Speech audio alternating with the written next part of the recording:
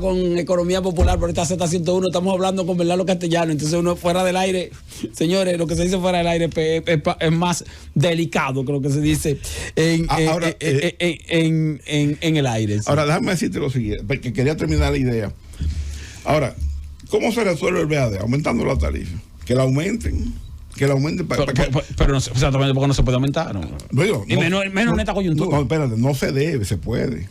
Bueno, sí, pero cuando yo digo que no se debe es por lo siguiente, y quiero entrar ahí, Bernardo, es que en lo siguiente, nosotros tenemos una parte de la población que paga la tarifa eléctrica. O sea, aquí todo el que le facturan paga su tarifa. Exactamente. Paga su todo el que le factura. Pero no tú tienes una parte que no le factura. ¿De quién es responsabilidad de instalar los contadores? ¿De la gente o de la distribuidora? No, de las distribuidoras. Entonces, claro. Entonces la misma distribuidora están conectando a clientes sin contadores, o sea que la misma distribuidora porque no tienen equipo. Exacto, la misma distribuidora están afilando cuchillos para su garganta. Pero que a eso que voy, lo que te quiero decir es lo siguiente, o sea, si tú en un escenario entonces, esa energía del cliente que se conecta no es robo. ¿Por qué? Porque aquí hoy día en el siglo XXI la electricidad lo mueve todo. Sí, tú tienes que tener electricidad obligatoriamente. Tú no puedes dejar de ofrecer electricidad a la población. Ahí quien está fallando es la distribuidora. No, ahora, a lo que me refiero con relación a la tarifa es lo siguiente.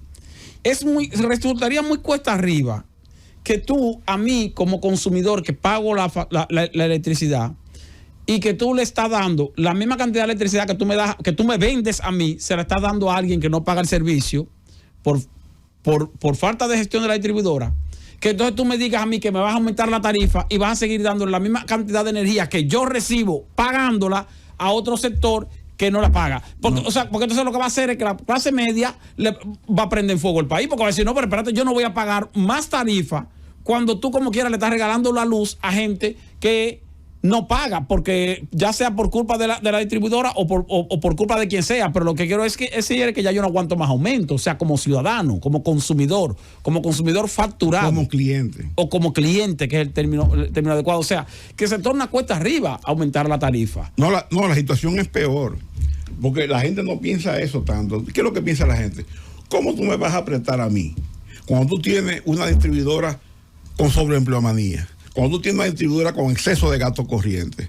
¿Para qué? Para mantener una empresa que están quebrada. No de ahora, están quebradas. No, y con salarios muy buenos. Entonces, no solamente los salarios, tú pudieras decir, bueno, el sector es un sector que paga buenos salarios. Son los incentivos, como tú una vez publicaste en el dinero. Sí. Y tuvieron que hacer piruetas. Sí. O sea, un bono. Cuando tú cumples años en la empresa. Un bono, sí. O sea, un salario. Sí. O sea, ganan 400,000 pesos. Entonces tienen un salario de incentivo cuando cumplen años en la empresa. Un salario de incentivo cuando cumplen años. Sí. O sea, cuando tú cumples años en la empresa, te dan un salario. Pero cuando tú cumples años, tú estoy de cumpleaños hoy, otro salario.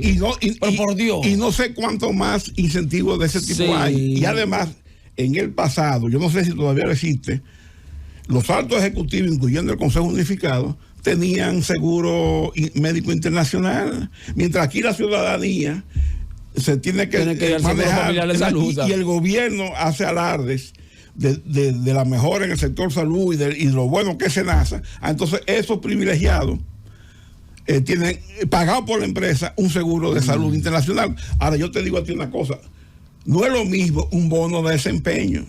¿Por qué? Porque el bono de desempeño es, usted a principios de año, en una empresa organizada, tenía la meta de reducir la pérdida en tanto. Usted se establece, tanto cliente. Se establecen metas.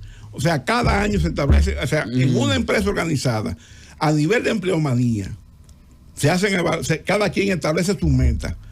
Y las metas tienen una condición, que sean medibles. O sea, no son filosofía medibles, sí, que se pueda medir.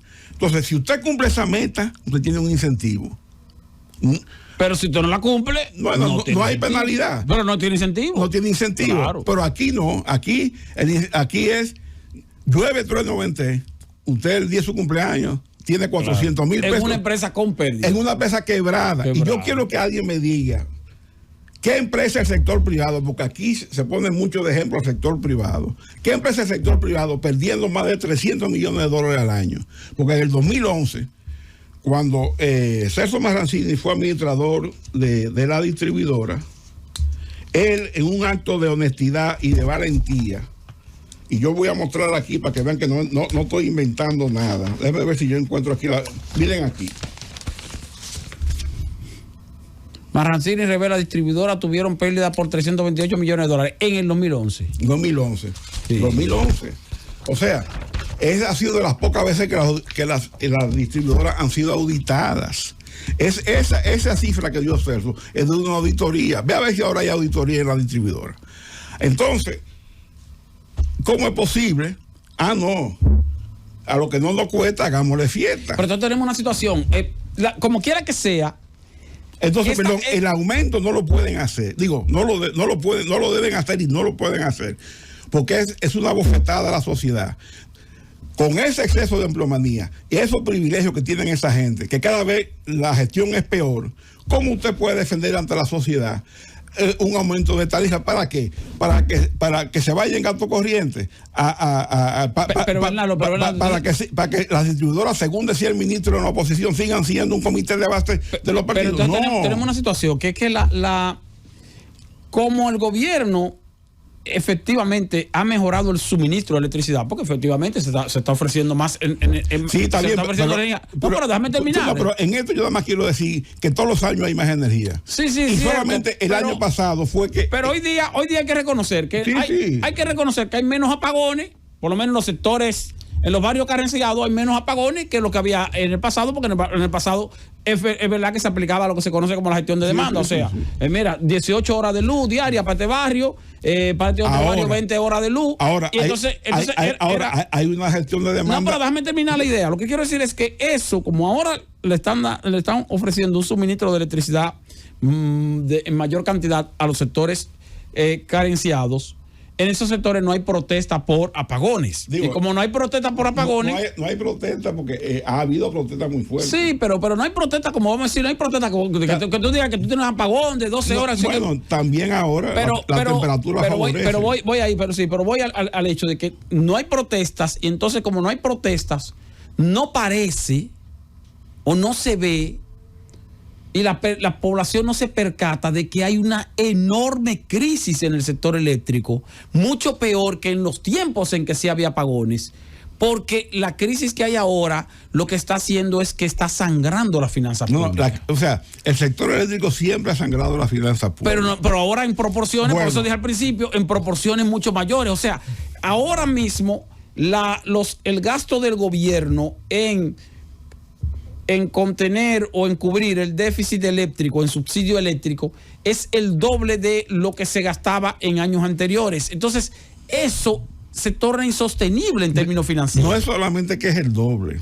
¿Cuánto representa el subsidio eléctrico con relación al déficit fiscal que tiene el gobierno en su finanza? Casi la mitad. El 50%. Sí, la mitad, casi la mitad. Entonces, ese es el mejor indicador de la magnitud del desastre que se ha agravado en estos 4 años, porque una cosa, no es que esto surgió ahora, no, es que se ha agravado. Sí, era una crisis, como quiera había una crisis. Siempre ha habido crisis. Pero ahora está se ha agravado en estos 4 años, porque mira, a nosotros nos metieron al modelo de capitalización, porque nos quejábamos de la deficiencia de la CDE estatal, de una sola pero yo le voy a dar un dato a la población.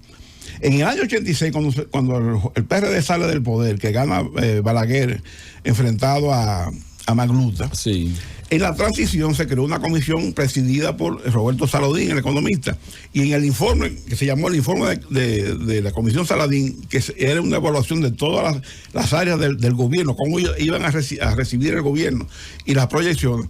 En el sector eléctrico, las proyecciones para el año 87 eran pérdidas totales de 23%, subsidio eléctrico 60 millones de dólares, 200 millones de pesos, porque estaba para el año completo. Para el 87.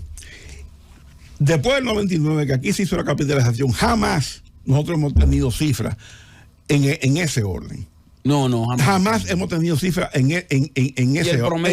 Y el promedio de subsidio siempre ha rondado 700 millones de dólares. Y solamente en el 2004, menos de un año después de la recompra de Norte y de Sur, Edesur, administrada por César Sánchez, 7 meses y medio, y por Rubén Jiménez Bichara, 4 meses y medio, auditadas por una empresa internacional de prestigio externa, dio 200 millones de pesos. De ganancias. Y a César Sánchez le dieron un bono en el 2005, que yo tengo copia del cheque, que él lo hizo público, y por eso yo tengo esa copia del cheque, donde le dieron más de 80 mil pesos de bono, de incentivo a la gestión del año anterior. Sin embargo, César Sánchez, que es uno de los técnicos más calificados y honestos que hay en este país, está marginado. Y más conocido, marginado, maltratado. Porque el pecado de César Sánchez es que no es genuflexo, que no es servil, y que piensa porque tiene cabeza propia y el cerebro lo utiliza. Entonces ese es su pecado. Y como ese es su pecado, así lo cancelaron del sector eléctrico. Está cancelado por decreto. Y cuando el presidente lo nombró en una comisión para elaborar los términos de referencia de una licitación para, siguiendo las recomendaciones de la comisión que creó el presidente Medina de Punta Catalina, que dijo que había que entregar la operación y mantenimiento de Punta Catalina a una empresa de experiencia, de solvencia técnica, él elaboró esos términos de referencia con un equipo profesional de gente con experiencia y calificada. Se hace la licitación, 47 empresas presentan intención de participar. Para la operación y mantenimiento de Punta Catalina, sí. Pero empresas internacionales, que a mí me sorprendió la cantidad. Y al poco tiempo el ministro de Energía y Minas, sin ton ni son, canceló la licitación, y eso está de ahí en un limbo. Ahora, yo te digo a ti lo siguiente.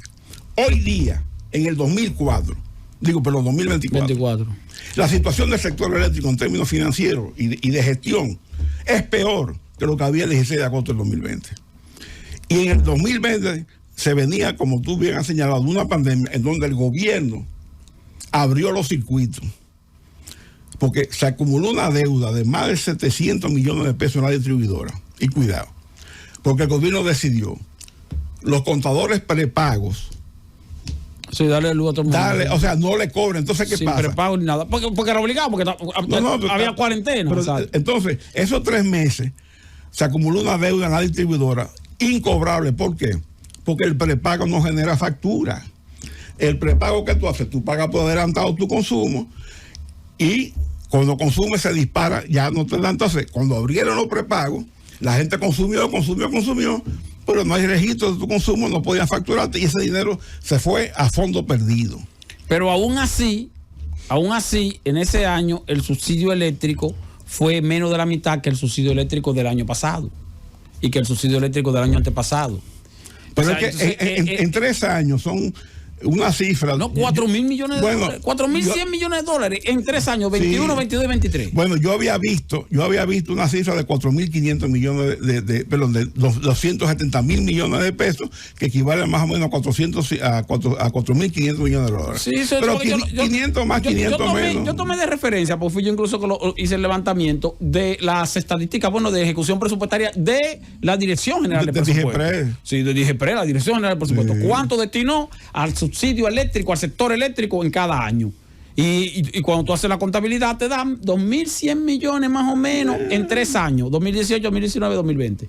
Y 4.100 millones en 3 años, 2021, 2022, 2023. Es decir, el doble. Sí. El doble en el trienio. Y eso en términos de finanzas. Eso es escandaloso. Es escandaloso y es insostenible. Y además la cosa es peor. Porque pero no se nota. No hay perspectiva. Digo, sí se nota. No, cuando digo que no se nota es que como no hay crisis de apagones, la gente no percibe que eso lo está pagando el Estado, y cuando decimos el Estado somos nosotros mismos que lo estamos pagando con nuestros impuestos. Pero pregúntale a Jochi Vicente si él no lo siente. Claro. Y pregúntale a José Rija, porque el mismo Jochi Vicente hace unos meses dio una declaración. Está el grito. O sea, él gritó y dijo: señores, esto es insostenible. O sea, yo no estoy conforme con lo que aquí está pasando, porque a donde él es que van todos los meses. Claro, la cantidad y cada vez más. Entonces, se supone que año por año debería haber una mejoría en la gestión de pérdidas. Entonces peor, y cada vez que da el mismo dinero peor. O sea, y además los errores, se le olvida comprar carbón de Punta Catalina, que impactó en 200 millones de dólares en la finanza pública. Como el presidente Luis Abinader, cuando habla del sector eléctrico en la rendición de cuentas del pasado 27 de febrero, dice una frase que es, lo dice todo. Cuando en las empresas, cuando hay una situación de crisis, se utiliza la expresión oportunidad de mejora. Yo digo, en el área de distribución, ahí vemos oportunidad de mejora. Eso quiere decir que ahí la cosa va mal. Vamos a una pausa. Volvemos con el último segmento de Economía Popular en esta Z101.